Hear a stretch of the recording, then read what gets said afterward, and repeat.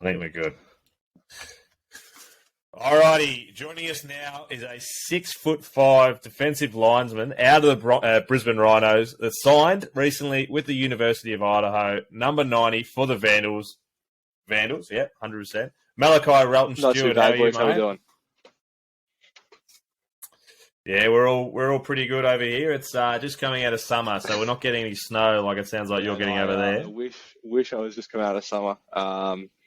Yeah, it's been an interesting change in terms of weather. Like I got here in January, so I literally left like the middle of summer, and then got here in the middle of their winter. Like my first day here, it was snowing, so it was a big change for me. Sure, it's very well worth it though. Yeah, no, 100%. I mean, look, the weather has its days, but I would never, not take the opportunity to play Division 1 football. You know what I mean? Like it's something that I worked towards, for the past 3.5 years, and so to finally be here is it's surreal some days, especially when I'm in a locker room and I'm putting pads on, or I'm watching game film prepping for the teams that we play this year, and I go, shit, like we're not in Brisbane anymore prepping to play the Stingrays or the Ravens. So yeah, beautiful. Well, I'd like to start off with this is kind of a personal one for me, just to get to know you a little bit and break the ice a bit. Just 3 people that you, dead or alive, or however they are, that you would have to a dinner party, mate. Just to get to know you a little bit more. Dinner party. I think Michael Jordan won. I just think his dominance as an athlete, mindset-wise,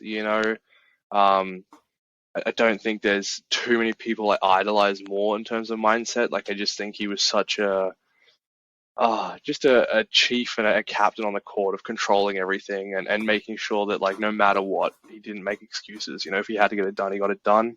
I mean, who else? I'm trying to think of people. I mean, dead, probably I wouldn't mind sitting down with some famous people, probably like Winston Churchill, probably one of the greatest minds in terms of wartime, leaders. I think what he did during World War II is, it's pretty outstanding. And then I think I probably have to go like JJ Watt. Yeah. He's definitely a defensive lineman who I look up to, and he changed the game, 2-time defensive MVP, and just a complete dominant player wherever they played on the line. Like early in his career, he was an end, and then now the Cardinals, not anymore, he's retired, but they moved him inside, and he was still dominating the position. So I think just being able to talk with him and learn some of his advice and tips and tricks is something that would just be so valuable. Nah, that's awesome. I love the out there thinking of a Winston Churchill though. That's something a little bit different. It's good. A few boys get stuck in the trap of just getting sports people, so it's a good little change. Yeah. No, it's. I don't know. I think when you have that question, you gotta take advantage of some of the greatest minds in history. So yeah. Well, one day we might be able to do something like that, depending how. Hopefully, right? Yeah, maybe not in our lifetime, but you mentioned that 3 years you played with the Brisbane Rhinos. Did you grow up in Brisbane? Is that where we're from? Yeah, so I did. I was born in Hurston at the Royal Brisbane Women's Hospital, and I've grown up in Brisbane my whole life. So there hasn't really been anywhere else other than Brisbane until I moved to Idaho. So yeah, no, Brisbane boy through and through. How did you find your time at the Rhinos? It was great. I think in terms of clubs, it's such a encouraging club for going to the next level. I mean, you talked to Zach already, and like we've got other, Jordan and Jack and a bunch of other guys who have gone to college, but we also help guys go to Europe, and so I think we're very blessed in that they're giving us the opportunities to go and play overseas. Apologies, the college dorm life is a bit crazy. Form you got there. Yeah. But it's so look, I think the opportunities that we have at Rhinos is unmatched, and then the encouragement as well. They're finding ways by finding American coaches and bringing in other opportunities for us to just get better as a team. So I definitely think without Rhinos, I probably wouldn't, without Rhinos, I wouldn't have found Endzone, and then without Endzone, I wouldn't be here. So, very blessed to have both of those opportunities. Yeah, that's perfectly led into my next question. I was going to say, obviously, the Rhinos provided you with heaps of opportunities, but then, you come across Endzone, and how did you find your time there? And what sort of tools and things did they give you that have helped you to make the transition across to college football? I think Endzone Academy is, without a shadow of a doubt, like the only reason that I'm in college. Like I was when I got to Endzone, I was a big boy. Like I've always been tall and large, but zero athleticism whatsoever. If you saw me when I was 16 starting in Endzone, I was not athletic at all. But I'm blessed that I have a fantastic work ethic, and like you asked Sam, it's the one thing that helped me was that work ethic of if just showing up every day and putting that work in. Sam was just pushing me in that right direction, and he is such an amazing coach and he's always going to try and find new ways and different ways to help us grow as athletes. And he's always reaching out to people and looking at what college coaches are doing to get that, just change and constantly evolve the training style we're doing. Like I was obviously one of the first guys, I was in that second group of guys to join Endzone. So I was there from, the start of Endzone, really. Like I was there from when we used to be doghouse in a shed. But, I was at the start of Endzone, and so to be there all the way through until I left, and to see how it's grown, and then to see now on social media and talking to Sam how well guys are doing back home this year, like it's a very proud moment to see that our success is helping other guys to succeed. But I think, Sam is just such an effective and amazing coach at what he does, and I think anyone in Australia, New Zealand, in the Pacific area, I think if you're trying to go to college, Endzone is the best tool and opportunity you can use, without a shadow of a doubt. Yeah, and like you mentioned a few of the boys' names before, but for yourself personally, do you feel like being at Endzone at the same time as the guys like Zach Nielsen and things like that, do you think that aided you and going through that journey kind of at the same time, that definitely aided your development and things like that? 100%. I think, like at first, I got in and I was 2 years younger than Jack and Jordan. Jack's at Fordham and Jordan at Texas A&M. So I was there and I was that like kind of that younger kid looking up to them role. So like they were pushing me and I was trying to work harder to, and then be able as a defensive lineman to go up against a guy like Jordan. It's always a great opportunity. And then, having Zach there, we spent a lot of time together training to go on tours to the US. So he's a crazy work ethic. I mean, that kid, he's unbelievable athlete, but it's, he works 10 times harder than anyone I've ever met. So to be able to train with him is great because it's like he pushed my ass every day. And so, I'm very grateful for Zach. He was a great training partner for the time I had him. And then my last year at Rhinos for playing, I had Frankie, who's now at Miami, and like he, once again, another great offensive lineman for me to go up against. So while I think, there's just so many guys that I had the opportunity to train with, but then go up against as well that, definitely helped me get to where I am now. Yeah, that's huge. Like having like like-minded people that are, you're on the same page, you're trying to achieve similar goals. It goes a long, long way. And so because that's a message we're trying to pump out too for a lot of maybe potential young Aussies that are just starting out in their sort of maybe tackle football sort of careers, like, the pathways and things. So we're really trying to pump that up. So it's awesome to hear, how good your experience was and how good your journey's been so far. Yeah. So being 6'5", that you said, have you played many other sports? Yeah, look, I mean, I wasn't the most sporty of kids. Like I played soccer for a bit when I was between the age of 5 and 8. And then I played baseball for about 4 years there. I used to compete in javelin throughout most of high school as well, for athletics, but I was never really a sporty kid. Like I never played rugby. My first year of contact sport was when I was 16 and started playing gridiron. So, I think I'm probably that weird, that very rare Australian gridiron player who didn't play rugby. Most of those guys came from a rugby background, and I'm that little off branch that didn't. But I think my thing is that as well is it's like, look, you don't have to play rugby. to try a sport. Like if you try American football and you love American football, it doesn't, shouldn't deter you from that. So when did the love of American football start? Like, Oh, I think it was like my first month. I think it was playing under 16s as a 16-year-old. I was like 6'3.5" at 16. So being an under 16s and 16-year-old and just being bigger than half the kids. I think my mum at one point got asked for my birth certificate in my first season because a couple of parents didn't believe that I was 16. So, I was a large kid, but I mean, I just had so much fun. I got to captain in my first year, and so that was really cool getting to be a captain and just have that role of, while trying to learn a game, still having to focus on being a supportive teammate and being a captain and a leader out there. And I think as well, I just loved I wasn't great at it part. Like I love working towards something, and so not being amazing straight away and having to work for it, and then being told, hey, you have a chance that you could go to college, but you're going to need to bust your ass, was like that. Okay, cool. Now here's something more that I need to work towards. And, that was from that point, after my first year being told that college was an option, that was like a 2.5-year path. So, I really did have something to work hard towards. And so, yeah, no, that was definitely something I'm very grateful for. And were you always playing on the defensive side of the ball, or did you have a little crack at offense? So first 2 years, so like we think at the time it was like juniors was the first year, which was under 16, and then Colts, which was the second. Well, actually, my first year I played both. So I used to play 2 games a weekend. So I'd play back to back. I'd play my juniors game, and then I'd probably get pulled at like midway through the end of the fourth quarter, and then I'd warm up and start the Colts game as well. So yeah, it was pretty daunting as like a 16-year-old playing as like 19-year-old guys. But yes, I did play both ways at the start because we had such small numbers. So I played O-line and D-line.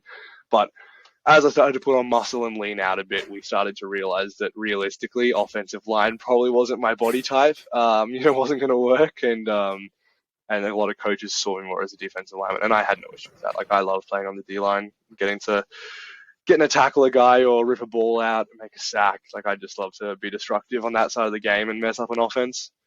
You say that it was a bit scary for you to play in the under 19s of the Colts, but I can tell you, mate, I'm 5'8", so watching you, I would have been scared being on the other 5'8" side. with shoes on, with high heels on. The same thing. It's daunting for you coming across at 6'3". I would have been shitting myself. But do you have a preferred spot on the D line that you prefer to play? I mean, look, it's interesting. So like, I was being recruited originally as a defensive end. So when I was going through like the college recruiting process, I was weighing in about, in the range of like 105 to 110, right? Like about 105 to 110 kilos. And so I was getting recruited as a defensive end predominantly. And then, I got to Idaho and they kind of, I got here and they kind of moved me around a little bit, but we had a lot of injuries, and so right now I'm playing defensive line, and because of that I'm now up to like 125 kilos. So I got on campus at like 112 and I'm like 125 kilos right now. Yeah. So in the 11 to 12 weeks I've been here, it's been a lot of eating and working in the gym, so I've gotten a lot bigger very quickly. It's the kilo a week? Over a kilo a week? Pretty much, yeah. It was just like, and obviously we do all our measurements in pounds over here, but it's just like each week I step on a scale and I was like, whoa, How did you go? Obviously, like they would have had to change your diet and your program a fair bit. Like, how did you go with the pretty drastic changes? I think for me, it was like in my head, I told myself, this is what I have to do to get playing time. Like I travel all this way. I grew up with a single mom who, we weren't, super well off financially. And, she put a lot of money into helping me get here. And I'm extremely grateful for that. And so in my head, it was like, I'm not going to be like, complain and just take it in the back seat. It's like, mum has put so much into this. I've put so much into this that I can't get to college finally. And then let a bit of food, stop me. So it was like, shout out, mum. Yeah, shout out, mum, 100%. I'm very appreciative for my mum. But it was like, it's 2 to 3 plates a meal. Like you go down in the dining hall and you are grabbing 2 to 3 plates at every meal. And, you get into the end of the day and you probably are sitting there and, for the first 6 weeks, I can tell you for a fact that I felt like throwing up every meal, but it was like, I need to eat food and it's like, what are my options here? It's like, don't eat the food, don't gain the weight, don't play. So it was kind of a no-brainer for me in that aspect of just like making sure that I eat the food and just do what needs to be done. Have you felt sluggish at all with the extra weight? I think I would say I haven't felt sluggish. I think like I still feel fast. Obviously, I'm not as fast as I was. But I mean, we train so much plyometrics and field work like the whole way through. We do like in our winter training, which has just been like gym and a little bit of field. We were doing plyos 2 to 3 days a week. That's footwork, that's jumping, that's lateral movement. Because as our strength coach here, Coach Heim says, he's like, people call us bigs, but he likes to call us giant skills, right? You got your big skills, which is your tight ends. He likes to call the linemen giant skills because if we can't be athletic and move fast and move well, we're not going to be an effective team. Like the teams of old where you could just be a big guy and play on the line, that's out. You have to be a big athlete now. And so while I've put on a lot of weight, I've had to move a lot. And I mean, I felt it, yesterday in our first spring practice with pads on, like I was like, oh, my knees were a little bit sore. Like I could feel like that extra weight. But at the same time, I hit a guy now and I can feel that extra weight when I hit a guy. Or I tackle a guy and I can feel that extra weight. So yes, there is parts that I can feel it's a little bit tougher, but it's also a lot easier in some parts, which is why it's so important that we gain that weight. Sure. You said before about your mum putting in so much effort, but yourself, you've put in so much effort to get where you are. You took yourself on a tour over to the US, and that was one thing that Coach Eck really impressed him from what I read. Can you tell us a little bit about this tour and where you took yourself? Yeah, so I mean, like we worked with a group called PPI, Premier Players International. So they worked with a lot of our guys from Endzone who've gone over.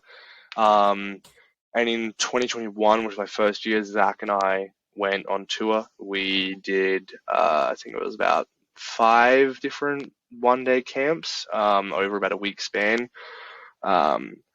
Traveling around by bus. And like their first one was pretty easy because of COVID restrictions. Not a lot of guys could get there, so it wasn't too crazy. It was a pretty relaxed and chill one. But then this one last year in June, I was in the US for about a month all up. I think I went and did 14 camps in about 18 days. Yeah. We're traveling 6 to 7 hours a night via minivan. It's 6 to 7 dudes crammed into a minivan space-wise. You're trying to sleep wherever you can. And when you get to the hotel, you might have 3 to 4 hours of sleep a night. Your food options are whatever we stop at. It's not going to be great. It's not going to help your performance whatsoever, but it's food,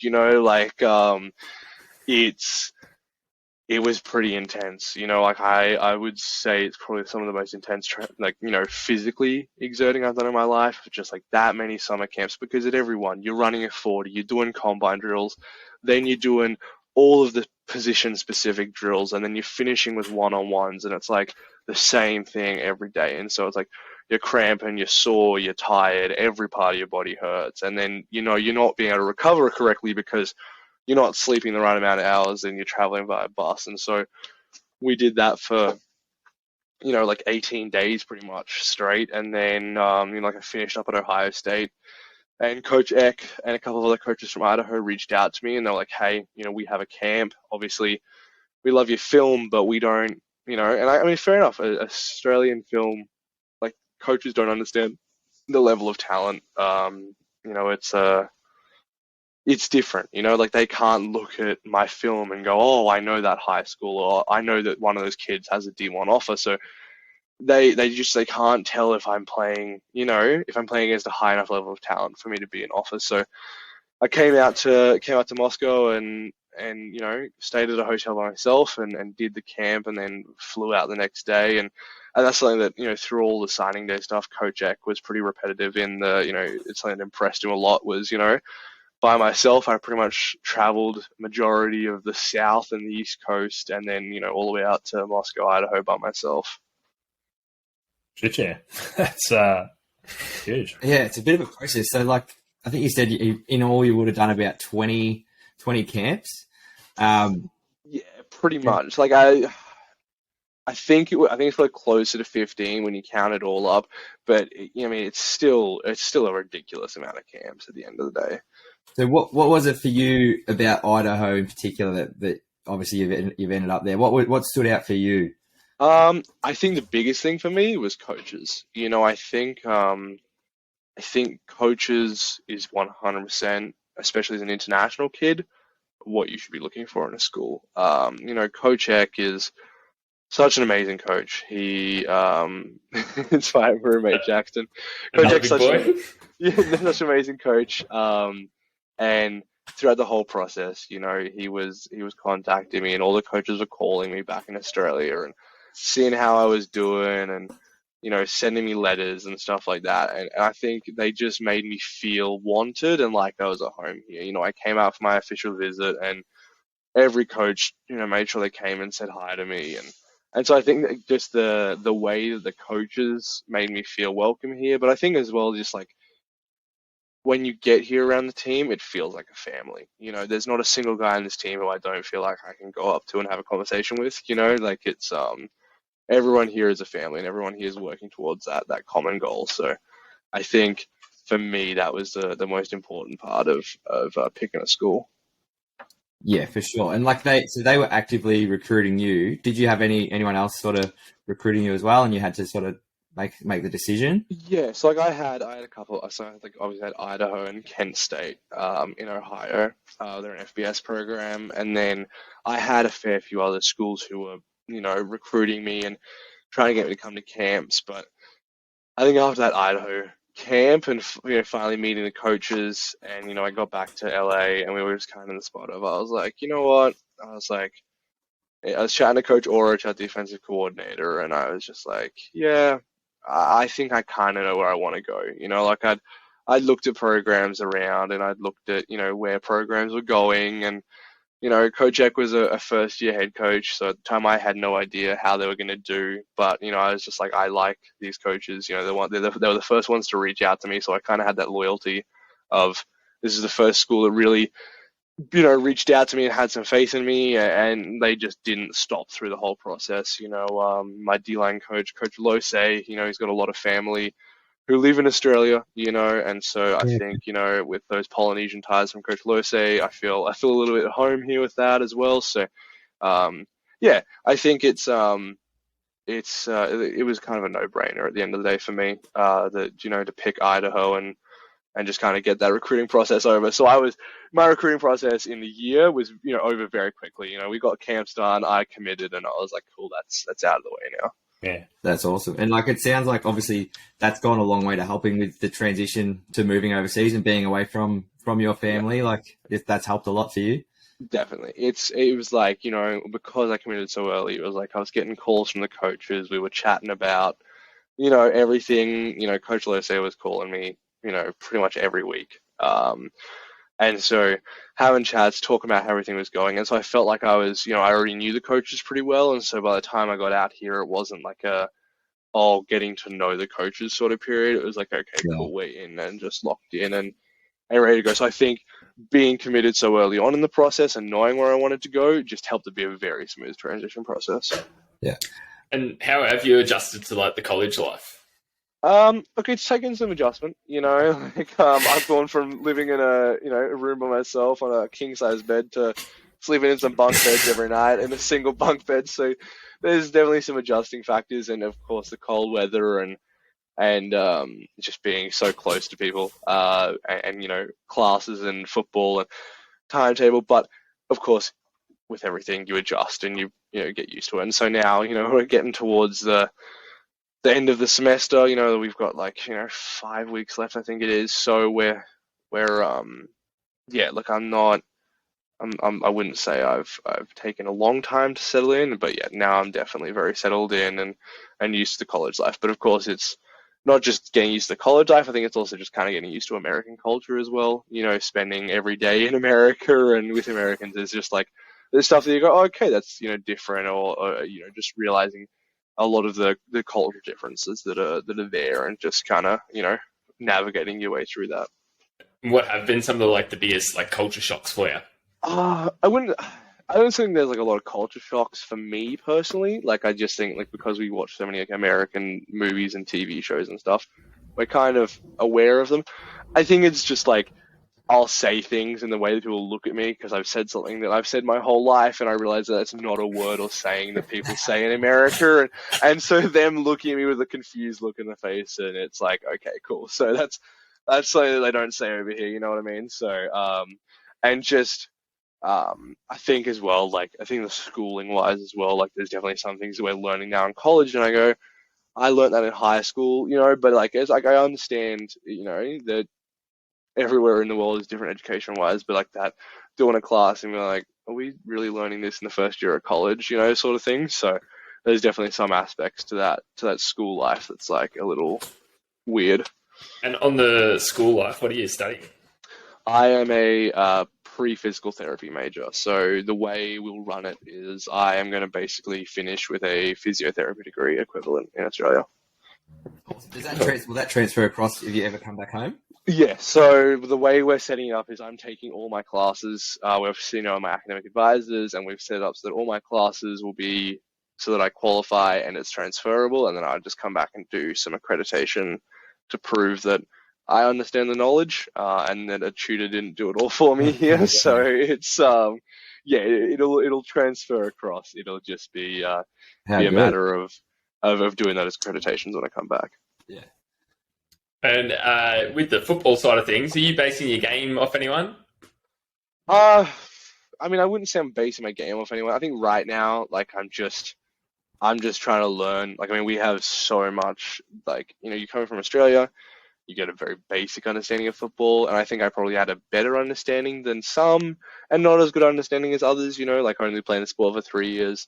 But, you get here, and it's you've got to understand everything schematically, and it's just so quick-paced, it was in my first practice, and I felt like I was punched in the teeth, just everything moves so quick, and especially in the trenches, you have half a second to react until an offensive lineman comes and slams you in the side of the face. So, it's I think right now I'm just trying to focus on understanding schematically and playing just fast and physical. And I think once I get those two down, then I can focus on creating some style in my game. But yeah, I wouldn't say there's anyone I really mirror. I think.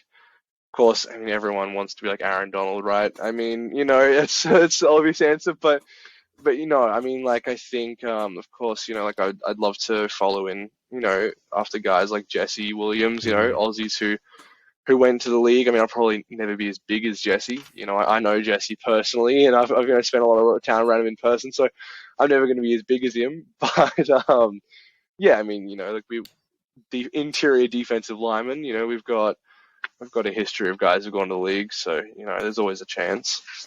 You sound like you are, although you're a big D lineman, you've got a pretty big brain on you, but you've also got the size, like you mentioned before. But I found some numbers on you, but I feel like these have changed just by going by that 12 to 15 kilos. But you're 40 yard, best of 4.87. Is that improved or? It hasn't improved, but I'm pretty sure that that best time is incorrect these days. So I think when I was at Ohio State, which was June of last year, I think I ran a 4.79. I think from memory I did because I called Sam, and that was the day I got my first scholarship offer, and I'm pretty sure the first thing I told him wasn't the scholarship offer. The first thing I told him was, Sam, we ran sub 4.8. Because, me being a bigger guy, I was happy to have run such a good 40. So that was what I was telling him about. And then I was like, oh, and also I got a scholarship by the way. offer. He was like, what? But, yeah. Oh, by the way. But yeah, so I think 4.79 was the best ever run on 40. I was, I wasn't weighing very much though, I'd done so many camps and not eaten enough that I think I'd lost 5% body fat in 20 days, and probably was dehydrated as hell. So the lightness probably helped me run that quick 40 time. But yeah, what about the 245 bench and a 400 squat? Have they gone up? Oh, yeah, they have. So I think bench is now like 315, which is Whoa. probably one of my prouder. Whoa. One of my prouder. So like, I think I hit like 225 for like 4 sets of 5 for pause bench today in the gym. And then squat. Squat's interesting because we only front squat here. So I hit 380 pounds for 6 reps on front squat about a month ago, which I think put me like up there in the top 4 to 5 guys in terms of front squat in the whole team. Yeah. Why do you know Yeah. why the front squat instead of a back squat? I think in terms of like from what I know from my knowledge of sport, from what Sam's told me, then from what Coach Time, it's just a more for defensive, like for football players in general, it's just more sport related. Yeah. You know, we're doing a lot more of that pressing where it is going to be firing through the quads and through our toes. We're not going to have a lot of force behind us. We're more going to be trying to push forward. You know what I mean? So I think overall it's just each to their own as well. Like I know guys at programs who only back squat, and I know guys at programs who only front squat. So I think it's just each strength coach has their own philosophy on why they like the style. Yeah, fair enough. You mentioned before that spring training has started. How's the first week been? Nice and early starts? Yeah, I mean, it's we've been up at 5:15 most mornings this week, so it's been early starts, and yeah, it's been a lot. Like my body's definitely sore and tired, and I'm feeling it. But yeah, I mean, look, I think I'm excited. I'm very excited to be in pads and playing spring ball and all of that. But it is taking some adjusting and getting used to. It's it's my first taste of college football really. So our first practice was on Tuesday. It was yesterday. So I got my next practice tomorrow, and so hopefully each practice it just becomes that little bit easier and doesn't take such a toll on my body. But I'm sure we'll get to the end of this month of spring practice after the spring game, and I'll be very grateful for a month off for a rest for my body. Yeah, beautiful. You mentioned the next month. I just wanted to see what does the next few months actually look like for you going forward? Yeah, so we're about to start April now. So we have including this week, we have 4 weeks all up of spring ball. So we have 3 practices a week. And then at the end of all of this, on the 28th of April, we have our spring game. So we'll play against each other, play within our own team, and then I think we just kind of have a break pretty much, and then June 1st is the first day of summer workouts, and so we'll be here from June till end of year pretty much. We'll go through June workouts, and then start of August we'll start fall camp, which is like 3 weeks. We don't have classes, so it's 8 hours a day of just pure football and meetings and lifts and so we have that 3 week fall camp, and then we start classes, and then the 28th of August is our first game. So we're we get that summer break, and then we're kind of just pretty much football the whole way through right up until till playoffs, and then that just kind of depends on how far we run in playoffs, and then we start it all over again. So the football year is kind of year round. We get breaks, but we don't get a lot of them. Yeah, beautiful, beautiful. The boys have got one final question for you each, but I just want to take the time to thank you for you stayed up a little bit later just to chat with us, which we do appreciate heaps, especially when you've got the 5 a.m. wake ups, and it seems like you're going a long way. So I do really appreciate you giving us the time and having a chat with us today. Of course, a pleasure. Thank you guys very much for having me. It's our pleasure, mate. Now, I'm going to sneak in. I got 2. Yeah. Well, maybe it might even be 3, but we'll see. Go for it. So you kind of mentioned like you enjoy a challenge, and like being new to football and stuff, you enjoy a challenge. Are you a goal setter? I think I am. I don't think I'm the kind of guy who writes down goals. I definitely think I go into every practice though with just kind of a purpose. Like I'll go to practice tomorrow morning and I'll have like okay, let's focus on getting better at this. And I mean, I could have a shitty practice, but if I made sure I got my goal right, I'll still be in somewhat of a good mood. I mean, you'll see me and I'll if I'm ever, just angry and grumpy after practice, it's probably because I didn't reach the goal that I was aiming for. So I'm not exactly one for sitting down and journaling and goal setting, but I will go into practice with it. This is what you need to work on today to get better. Yeah, sweet. It gives you that, come up with that positive. You can take a positive out of, what might have been an average session. So will you set any specific goals for this upcoming season, do you think? I think my goal, my main goal right now is to get on that plane for week 1. We travel away week 1, and my main goal right now is I'm not focusing on starting. I'm like, do everything I need to get on the plane week 1. And so, that may, mean special teams, but whatever it means, get on the plane week 1 and have a chance to take the field. Hell yeah. And then, so long term NFL, is it a goal? I think it has to be a goal. You can't come to college without having a goal of going to the NFL, and I don't even think NFL has to be the goal anymore. There's so many opportunities for us. I've got mates who are over in Europe, and the ELF is now starting to pick up and get big, and it seems like they're adding a team in every city in Europe at the moment for the ELF, and CFL and the XFL started up. I went to a Seattle Sea Dragons game a couple of weeks back and got to watch that. So while the NFL is always the goal, there are so many opportunities to play some sort of pro football after college. Yeah, awesome. I'm going to sneak in one more. I think this might be 4. Okay.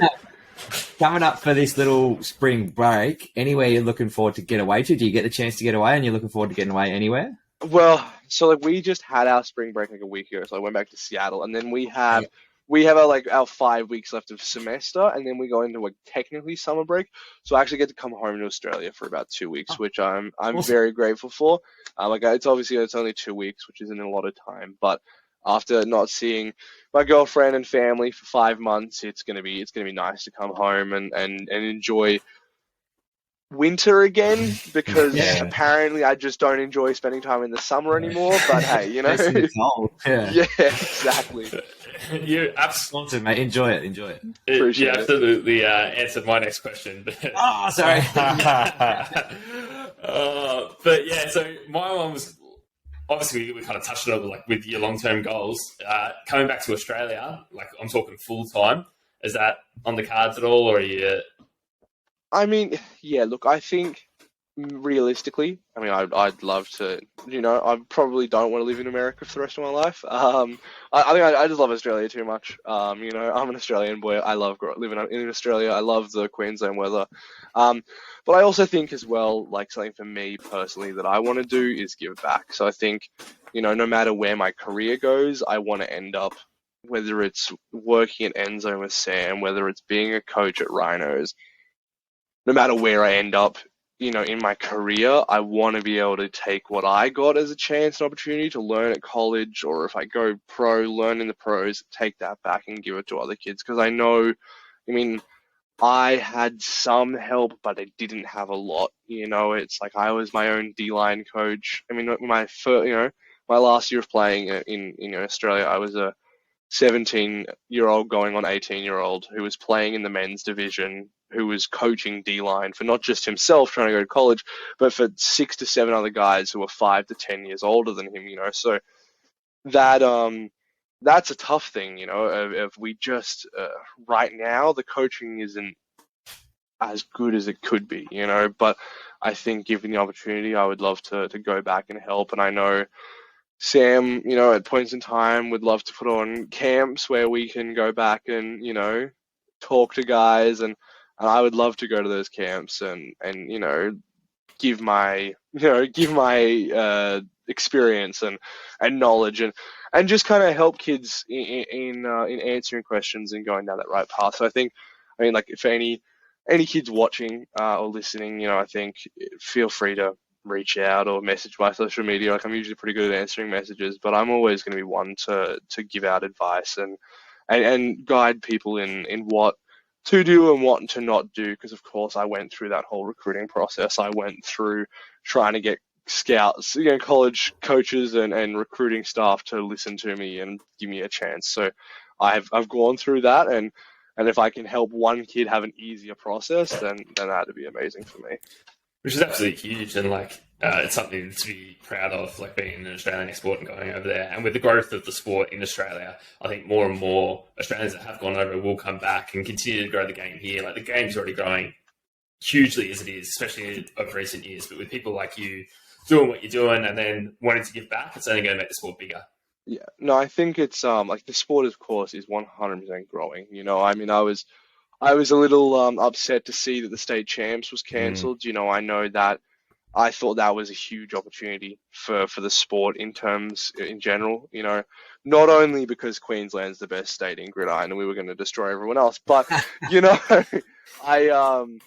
think I'm glad that they're doing the state showdown between Canberra and New South Wales and Queensland, because I think those showcases where we can put the best of teams together, I think that can really help us grow the sport. I know not everyone's going to want to, come down and watch a bunch of, guys play gridiron on Saturdays, but when there's a once a year opportunity to go and watch the best of each state play, that might be more enticing for people to go and watch and bring in more of a viewership. And I know with Seven, with Channel 7 picking up, the NFL contract and having games on there, and I feel like in Australia before I left, I saw more and more kids wearing different jerseys and stuff. And so, I think the sport is definitely growing.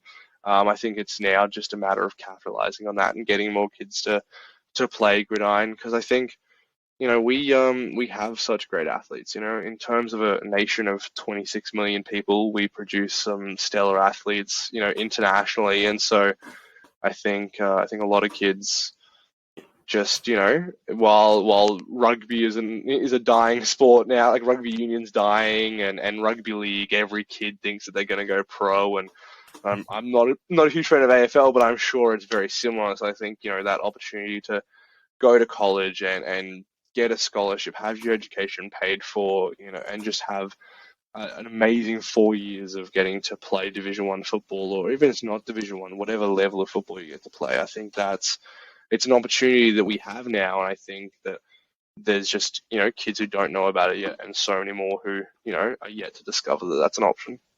And that's the thing, like we're trying to, with a lot of people that we're speaking to, are trying to open up the eyes, especially with a lot of the younger generations coming through, that is 100% definitely an option going forward. 100%. Yeah, I think I think you guys are doing an amazing job. I've watched the the podcast recently with a lot of my mates, and I think just that aspect of trying to get it out to those young guys. There's a lot of young kids in Australia who fall through the cracks in different sports, and they're still great athletically. And it's like, just because you didn't do well in the sport that you thought you were, you're going to play for the rest of your life, there's so many other options. As the guys here at college say, they're like, God, I feel like every team has an Australian punter because, we're good at kicking a ball. But it's not just punters. Endzone is yet to send a guy to college as a punter. We're pretty proud that we've sent a lot of guys to college, and we just sent Tom Saxby, who I think is an amazing guy, people person. He's going to Hawaii as a recruiting intern, which is insane. He now has the opportunity to work his way through the recruiting process, and I think he's going to do an amazing job. So we're not only just sending guys to college, but we're now giving guys opportunities to go overseas, to play in Europe, and we're also giving guys to, go work in college and stuff like that. So it's, I think it's just pretty amazing in general, the opportunities that not just athletes, but everyone now has in college, because we are slowly opening those doors for Australia. Mate, I don't think anyone could have said it better ourselves. You've cut an absolute promo for Gridiron Australia and Endzone Academy. I'm sure they'll jump all over it. But we really do appreciate you giving up your time and coming and having a chat. And we'll have to add the Vandals to our list of teams to watch this year. Wonderful. I appreciate it. And quickly before I go, Tim, are you a Raiders fan? Yeah, okay, cool. As a fellow Raiders fan, I've just got to know, who are we praying that we draft at 7th overall? Dude, I don't know. I was, but I wasn't surprised when we picked up Jimmy. But then, so I was like, all right, well, what are we going to use with 7? I haven't wrapped my head around it too much. Have you got any Any So thoughts on hopes? my prayers are that we either trade up and we take CJ if he falls to 3. If Dude. CJ falls to 3 and we take him, I'll be happy. But if we don't take him and we're tanking for what's the USC QB's name? Caleb Williams. There we go. Thank you very Yeah. much. And we take him next year. If we do that, I think we have to take Jalen Carter because he'll definitely fall to 7 with everything that went on with the police. Because we need something defensively on the defensive line. So I'm like, one of those 2 options will make me happy. But if we do a 2020 and take Cleveland Farrell-esque player at number 4 overall again, I don't know if I can do this anymore. we historically are the worst with like top 5 picks, top 10 picks, because we just take terrible players, and it's not like they were on anyone's draft board. They're just like, oh, let's throw a dart at a board and we'll pick the first name that comes up. I don't know what we do as a Raiders organization. It's been new town, new draft picks. Let's go. Yeah, Exactly. it's been a tough time to be a Raiders fan recently. Mate, All right. what do you mean recently? It's since 2020. I mean, half of our first round picks that we draft, either we cut them, they end up somewhere else, or they end up in jail. I mean, we can't keep a first round pick in the team or in the system, mate. I mean, we had Darren Waller, who was a top 3 tight end, traded him to New York for, cents on the dollar. I mean, Foster Moreau, bless his soul, he's, got cancer and, but he was moving on as well. It's like, we've just lost every offensive weapon we had, so, I mean, I hope that we do something as Raiders. I'd love to see him do something, yeah. I'd love to see him do something, but I'm sure my heart will get broken over and over again. What do you think the likelihood is of trading up? Trading up? I think the likelihood is probably pretty high. I think the Raiders need to trade up because I think a franchise QB could be what we need to turn around the program. I mean, Derek Carr had his chances. He showed spotlights of being a good QB. I just don't think he was the QB we needed. And I think we have to trade up to get a franchise QB if we want to be a successful team. And if we take Will Levis, I might have to burn every Raiders jersey I own because I swear to God, I don't know what's up with scouts all of a sudden saying that he's like the next QB of the future. He's the next Zach Wilson is what he is, and I don't want to see him on the Raiders roster. We do not want Will Levis. Do you see CJ falling to 3 though? This is the thing. I watch so many different mock drafts, and some guys having him going 1 overall, and then some guys having him dropping, above, the Florida QB Anthony Richardson. So I couldn't tell you. It's like there's not like a definitive number 1 overall pick. I feel like in years past we've had a definitive number 1. But I mean now since the draft, like since combines and pro days, people are like, oh, Will Anderson Jr. might go at 3 overall, and Bryce Young, and some people are like, oh, Jalen Carter's dropping to 10, and I have no idea where. Like this draft could go anywhere. Bryce Young going first? Didn't the owner say we're finding some nice golf courses here in Charlotte? Yeah. I mean, look, I think Bryce Young is probably the most likely to go first overall. I can't see Carolina taking anyone else but him. I think they've just showed the most interest in him. So I'm just kind of praying if we can get CJ to fall to 3, even if 4, if we can get him to fall to 4, that'd be amazing, because a trade up from 7 to 4 isn't that bad. I don't think the Colts are definitely not trading with you to give up CJ Stroud. Yeah, look, quarterback needy as well. I know. I'm just praying that the Colts are like, oh, let's take Will Levis because they're the Colts. I love it. Your glass half full at least. It's just exactly. I'm really praying here that CJ he falls, or we just throw all our chips in and trade up to 2 and take him after Bryce comes off the board. So I'm like, that's the other option is we go all in on a QB because I think from what I've seen of him in college, I think CJ is a fantastic QB and I think he would work schematically in the system with McDaniels. So I don't know. I pray for a QB, but if we get Jimmy G for a season, then you know, we just pray, I guess. Nah, awesome, mate. This has been an absolute elite finish to the chat, and I look forward to having you on for our mock draft episode, I reckon.